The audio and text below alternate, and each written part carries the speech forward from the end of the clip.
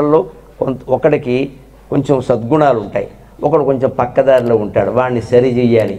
మాటి మాటికి ఈ పక్కదారిలో ఉన్నవాడిని సద్గుణాలు ఉన్నవాడితో పోల్చొద్దు. దానికి శివుడిని ఉదాహరణగా చెప్పారు. గుణవంతుల్ని దుష్టుల్ని ఇద్దరినీ కూడా ఆయన భరించాట. ఎలాగా? శివుడి నెత్తి మీద చంద్రుడు ఉంటాడు, విషం కంఠంలో విషం ఉంటుంది. విషం దుష్టమే కదా, విషం తాగితే చచ్చిపోతారు కదా. అందుకే శివుడు చాలా తెలివిగా ఇచ్చాడు. చల్లని వాడిని తెల్లని వాడిని నెత్తి మీద పెట్టి గౌరవించుకున్నాడు, విషాన్ని పేకలో పెట్టి నొక్కి బారేసి. పిల్లలు కానీ ఉపాధ్యాయులు విద్యార్థుల విషయంలో కూడా టీసీ ఇచ్చి పంపినంత మాత్రాన మనకు బాధ్యత అయిపోయినట్టు కాదండి. వాడు ఇంకో చోట చేరతాడు. టీసీ ఊరికి బెదిరింపుకు పనికొస్తుంది, నువ్వు ఎందుకు మార్చలేకపోతున్నావు వాడిని? కాస్త నొక్కవలసిన విధంగా నొక్కితే ఒకడు బతిమాలితే లొంగుతాడు, ఒకడు భయపడితే లొంగుతాడు, రకరకాల కారణాలు ఉంటాయి, అవి ఉపయోగించాలి.